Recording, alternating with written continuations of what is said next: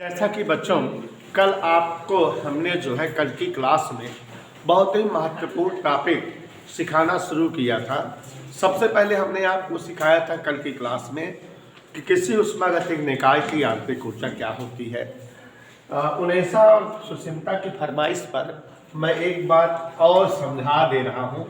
ये लोग बोली कि सर थोड़ा कम समझ में आया था। ऊष्मागतिक निकाय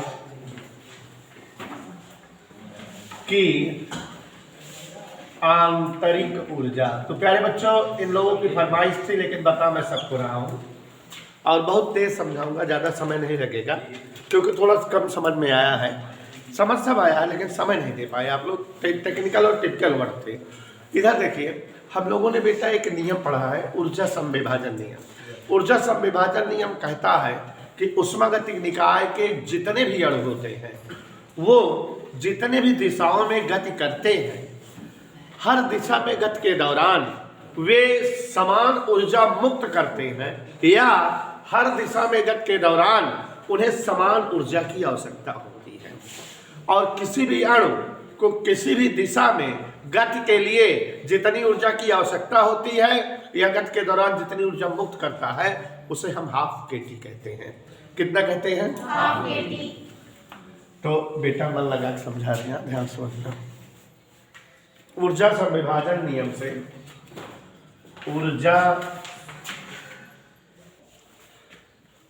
ऊर्जा समविभाजन नियम कहता है, सभी लोग बेटा धीरे धीरे समझना, ठीक है उन्हें बेटा। ऊर्जा समविभाजन नियम से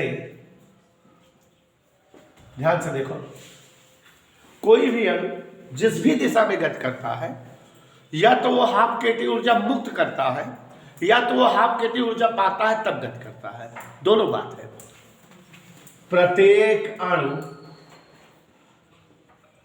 की प्रत्येक दिशा में गति के दौरान आवश्यक ऊर्जा चाहे मुक्त करे चाहे चाहिए कितना होती है उन्हें सब बेटा? हाफ केटी। अब हमको यह पता होना चाहिए कि अणु कई दिशा में गति करता है। अलग अलग ऊष्मागतिक निकाय के अणु अलग अलग दिशाओं में गति करते हैं। जितने दिशाओं में कोई भी ऊष्मागतिक निकाय गति कर सकता है उसे उसकी स्वतंत्र कोटि कहा गया है। तो अगर यदि स्वतंत्र कोटि F हो तो इसका मतलब ये कई दिशा में गति करेगा? एक दिशा में। और हर दिशा में कितनी ऊर्जा फेंकेगा? हाफ केटी। एक दिशा में हाफ केटी तो दूसरी दिशा में 2 गुणे हाफ केटी, 14 दिशा में 14 गुणे हाफ केटी, तो F दिशा में हाफ F केटी। इसलिए प्रत्येक अणु द्वारा समस्त दिशाओं में मुक्त ऊर्जा हाफ एफ केटी। प्यारे बच्चों, ये एक अणु की ऊर्जा है। हमारी गैस में कई अणु होते हैं, है ना? यदि 1 मोल गैस में यदि अणु हो तो संपूर्ण अणुओं की ऊर्जा यू, मान यही तो आंतरिक ऊर्जा होगी, बराबर हाफ एफ केटी एक अणु की है और है तुम्हारे पास। लेकिन हम जानते हैं बेटा बोल्ट्जमैन नियतांक के बराबर आर बटे पृछा गुणा कर दो, आर बराबर के इंटू एन, तो यू बराबर हाफ एफ के और एन हटा दें आर टी। ये किसी ऊष्मागतिक निकाय की आंतरिक ऊर्जा का व्यंजक आ गया।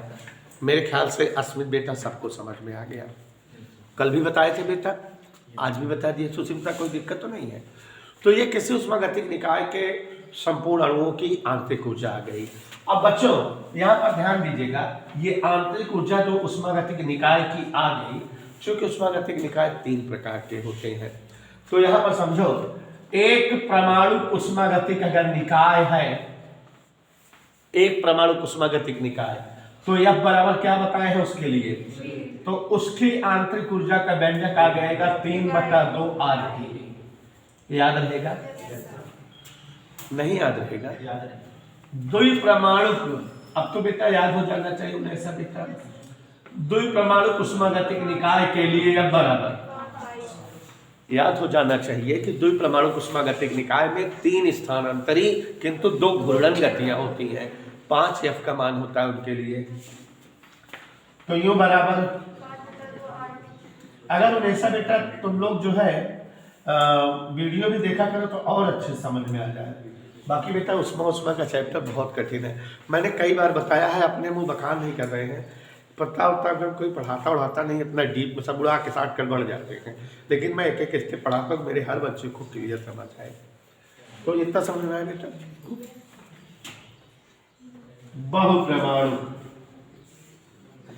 उष्मागतिक निकाय है तो F बराबर क्या होता है बेटा, तो आंतरिक ऊर्जा U बराबर 6/2 RT।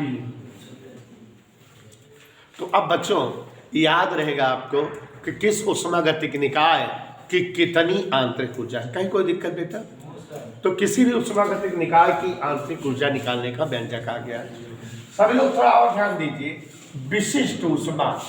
अब जो है सुचिंता बेटा तुम्हें थोड़ा दिक्कत कल इसलिए हो रही थी कि जब विशिष्ट ऊष्मा पीछे पढ़ाए थे तब तुम क्लास में नहीं थे। याद करिए, किसी पदार्थ में निहित ऊष्मा, हम समझाए कि बताए रहे कि जब न्योता वाला खाना बनवे होता है 2-3 हजार मनई के, तो ज्यादा खाना बनवा था 2-3 क्विंटल बनवा था, तो ज्यादा आग या ज्यादा ऊष्मा की जरूरत रहा था। घरे वाला खाना बनवा था 5 किलो 6 किलो थोड़ के आग की जरूरत पड़ता है ना। तो ऊष्मा डिपेंड करती है द्रव्यमान, कम द्रव्यमान कम ऊष्मा, ज्यादा द्रव्यमान ज्यादा ऊष्मा, और डिपेंड करती है ताप वृद्धि पर। तो क्यों समानुपाती m delta T।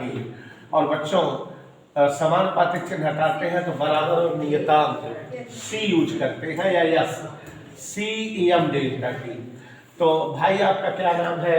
Devesh Chandra Pandey, DC Pandey. आज से जान लेना किसी उष्मागतिक निकाय के लिए हम यहाँ बता रहे बेटा, मन लगा के Q बराबर m C dt। dt या डेल्टा T एक ही मतलब हुआ।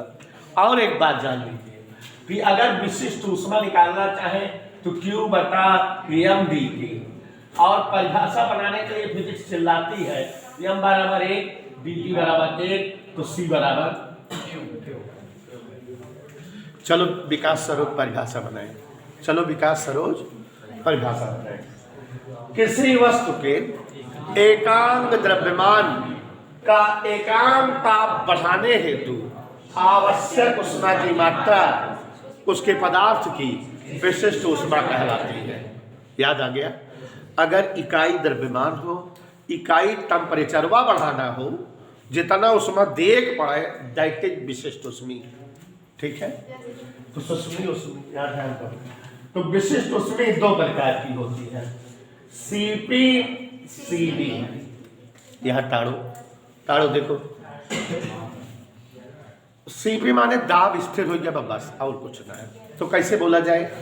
स्थिर दाब पर किसी उष्मागतिक निकाय के एकांक द्रव्यमान में एकांक ताप बढ़ाने हेतु आवश्यक ऊष्मा की मात्रा उस उष्मागतिक निकाय की Cp कहलाती है।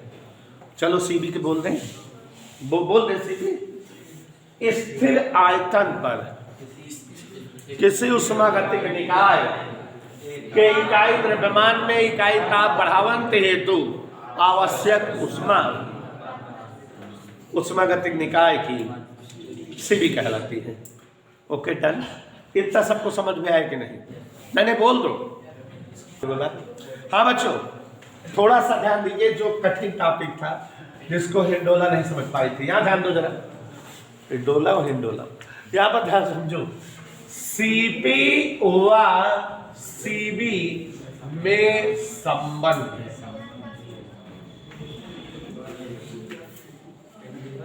मेयर का सूत्र। आवाज नहीं है, Cp व Cv में संबंध मेयर सूत्र। चलिए बेटा पढ़िए, जानकार हो तो Cp व Cv में संबंध या मेयर का सूत्र ध्यान से सुन लीजिए। पहले हम Cp की चर्चा करते हैं। चलो, यहां Cp है क्या? एक मिनट। किसी उष्मागतिक निकाय के इकाई द्रव्यमान में इकाई ताप वृद्धि हेतु आवश्यक उष्मा, माने Cp एक प्रकार की उष्मा है कि नहीं? भाई देखो जरा, स्थिर दाब पर एकांक द्रव्यमान में एकांक ताप वृद्धि हेतु आवश्यक उष्मा, यही है कि नहीं? Yes sir. लेकिन बेटा आपको मैंने बचपन में उष्मागतिकी का प्रथम नियम बताया था और उसमें आपको पढ़ाया था कि जो उष्मा होती है किसी निकाय का ताप बढ़ाव को चाहे वो पिघलावा को कई रूप में खर्च होता है। आंतरिक ऊर्जा में वृद्धि और निकाय द्वारा किए गए, माने ये जो Cp है अगर ये एक प्रकार की उष्मा है तो ये आंतरिक ऊर्जा में वृद्धि और निकाय द्वारा किए गए कार्य के रूप में खर्च होगी। बोल दो भाषा ऐसे। देखो परिभाषा समझ में आई कि नहीं? ऐसे ही रामलाल दिखाए मुझे Cb, इसकी परिभाषा क्या है? स्थिर आयतन पर, आवाज नहीं, स्थिर आयतन पर उष्मागतिक निकाय के एकांक द्रव्यमान में एकांक ताप बढ़ाने हेतु तो आवश्यक उष्मा। चूंकि आयतन स्थिर है, चूंकि B नियत है, इसलिए dB 0, इसलिए PdB 0, इसलिए सीरिया बराबर du प्लस माने Cb बराबर, कहानी चलता ही है। माने यह समझ में आ गया कि Cp स्थिर दाब वाली विशिष्ट उष्मा से किसी उष्मागतिक निकाय के आंतरिक ऊर्जा में वृद्धि और निकाय द्वारा कार्य संपन्न हो सकता है, लेकिन Cv स्थिर आयतन वाली विशिष्ट उष्मा से निकाय के आंतरिक ऊर्जा में केवल और केवल वृद्धि ही होगी। तो एक और दो से, अरे मरी माई, देखा एक और नहीं मानोगे, एक और दो से Cp is greater than Cv हुआ Cp माइनस Cv बराबर, इतना बढ़िया समझाया देखो। PdB माने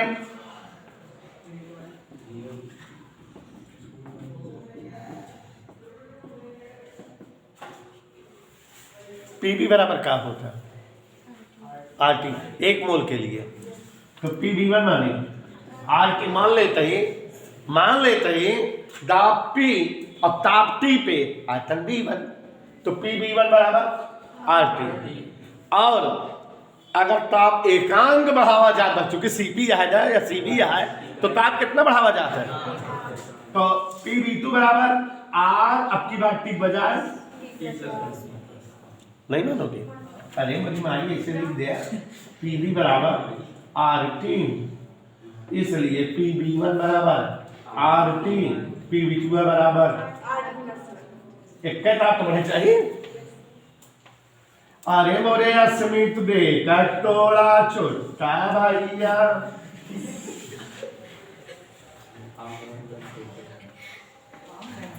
आज हम फुल फार्म नहीं, आज अगर मैं समझाता हूँ तो जाना फिर मैं पढ़ाऊँ क्या?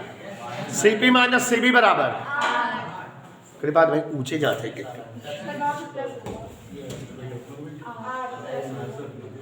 Cp माइनस Cv बराबर, एनी डाउट? पक्का पक्का। अब आपको मैं बताना चाहूंगा कि उष्मागतिक निकाय के लिए Cp का मान, Cv का मान और गामा का मान निकाला जाता है। तो यहां ध्यान से देखो, ये तो समझ में आ गया कि नहीं सबको? Cp, Cv व गामा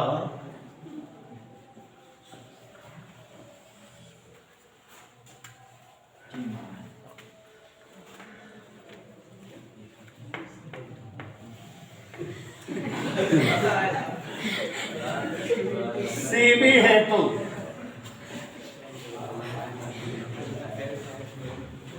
एक मिनट, कोई बोलेगा ना तो उसको मैं फिर डाल दूंगा। सीबी हेतु, यहां बोर्ड पर ध्यान दीजिए जरा। देखो सुषमा बहुत कंफ्यूज है, कल भी कंफ्यूज थी, आज भी, लेकिन आज इनका दिमाग मैं सही कर दूंगा। इधर देखो सीबी, एक मिनट, सीबी क्या है हमसे सुनो। स्थिर आयतन हेतु किसी उष्मागतिक निकाय के एकांक द्रव्यमान में एकांक ताप वृद्धि करने हेतु आवश्यक उष्मा, सीबी यही है कि नहीं? नहीं बोलो, हाँ है। तो ये उष्मा है कि नहीं? ये उनेसा कह रही है कि सर उष्मा है, और ये जो है सुष्मी है, ये भी कह रही है सर उष्मा है। बोलो दिक्कत। अब उनेसा जानकार है, कह रही सर जी जब ये उष्मा है तो इसको हम डीयू प्लस पीडीबी लिखेंगे। कोनो दिक्कत तो ना कहती है। ये कहती है कि अगर सीबी इज उष्मा then it can be expressed in the form of first law of thermodynamics which is DU plus PDV. Here PDV is 0 hence DQ is DU. तो यहाँ सीबी की जगह क्या लिख सकते हैं? डीयू। और सुषमा जी को देखो, सुषमा कह रही है कि सर उष्मा अगर है, विशिष्ट उष्मा की कहानी में उष्मा को लिखा जाता है MCDT। बोला तो इनके हिसाब से यम माने विशिष्ट उष्मा परिभाषा में, सी माने CD, और ये तो दोनों अपनी अपनी हिसाब से लंतरानी लगा रही हैं सीबी का। ये सीबिया को ये कह रही है, ये सीबिया को ये कह रही है। अब समझ में आ रहा है? कोई दिक्कत तो नहीं है? मजा आ गई? तो अब देखो जरा, दोनों ही तो बराबर होंगे क्योंकि दोनों ही सीबिया है। तो अब बेटा सीबिया डिटिया बराबर डीयू, तो सीबी बराबर डीयू बटा डीटी। कोई दिक्कत? कोई दिक्कत? ये किसका मान आ गया उन्हें सब बेटा? सीबी का। और आगे देखो सीबी बराबर, इसको हम लिख सकते हैं मंजन D by D T of you. तड़ा यू बराबर वही निकाले, यू बराबर हाफ एफ निकाले रहे क्या? Half F R T. अब देखा half F are constant T के अवकलन टी के सापेक्ष ए, तो सीबी का मान जग जाहिर हो गया हाफ एफ आर। भौकाली मान आ गया कि नहीं? किसका मान आ गया? जोर से बोलो, सीबी का मान आ गया। इधर देखते रहो, हेडिंग के पास आते हैं। क्योंकि सीपी माइनस सीबी बराबर क्या होता है? आर होता है कि नहीं? इसलिए सीपिया बराबर, मजा आया? और आगे देखो सीपिया बराबर R plus half F R. मान धर दिए, देखते रहो देखते रहो। सीपी बराबर आर कामन 1 प्लस एफ बटा 2। ये किसका मान आ गया? जोर से पूछो हमसे। सीपी का। मजा आ गया? नहीं मजा आया? किसका मान आ गया बेटा? और वो किसका है? तुम लोग मेरी बात ही नहीं मानते हो। आ गया कि नहीं? एक चीज और, उनेसा समझ गए सर जी 3 लाइन क्यों बनाए थे? एक परमाणु ऊष्मागतिक निकाय, दो परमाणु ऊष्मागतिक निकाय। यहाँ लिखना एक परमाणु, हम क्या लिखे? क्या लिखे? ऊष्मागतिक निकाय। ऐसे देखा एफ बराबर 3, तो सीबी बराबर ऐसे निकाला ना, एफ की जगह 3 बटा 2 आर। आज से याद रहे कि नहीं? सीविक मान का याद रहे उन्हें सब बेटा। शिवांशु बेटा कोनो दिक्कत आगे देखते रहो। ई का लिखा था हमका पढ़ बताओ। दुई परमाणु ऊष्मागतिक निकाय गुछ गया है दिन की।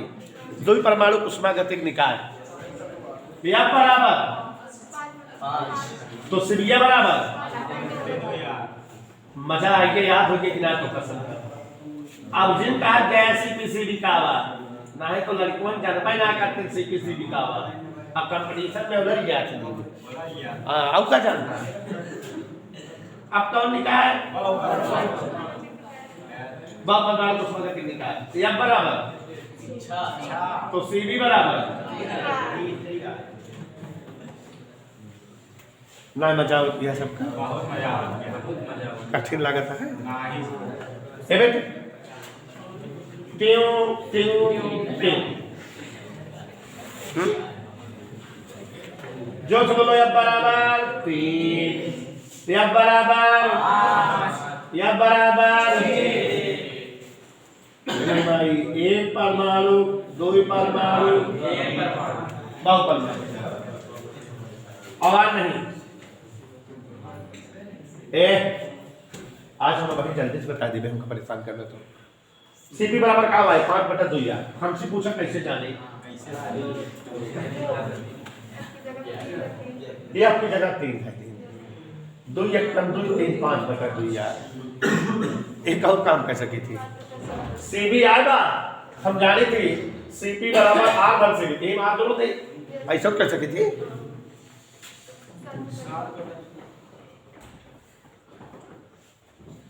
देखा है मैं अपने पालते थे और एमएन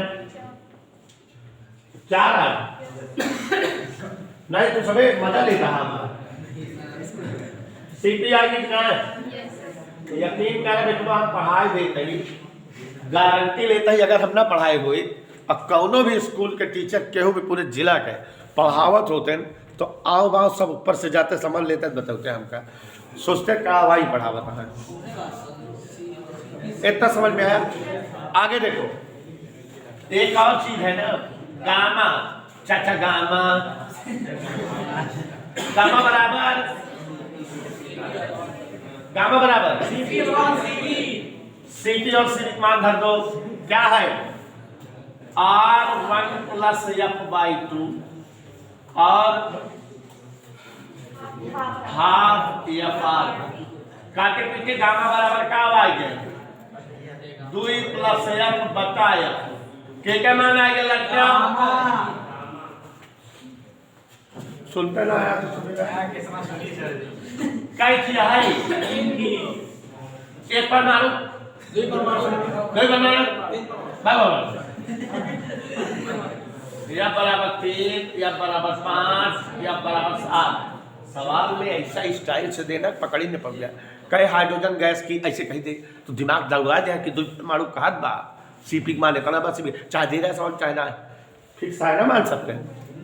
चला एक परमाणु के लिए बतावा 5/3 याद रहे कब याद सोलिए लगाओ रहे सब तापी तो धोत में कहूँ कहूँ गामा 5 कहूँ 1.5 ऐसे लिखा ना रहा था हाँ अब तो कहा दे रहा था जैसा निकल रहा देख अब जानत रहा जाए निकाल लिया इसे तुरंत बताओ 2 परमाणु के लिए 7/5 14 1.4 ऐसे करता है भाग दे देता है एकाएक का भाग दे 4/6 हाँ बेटा 6 आया 7 तो का दिखा तो आप सभी को धन्यवाद आप लोगों ने मेरी मदद की चैप्टर को खत्म करवाने में।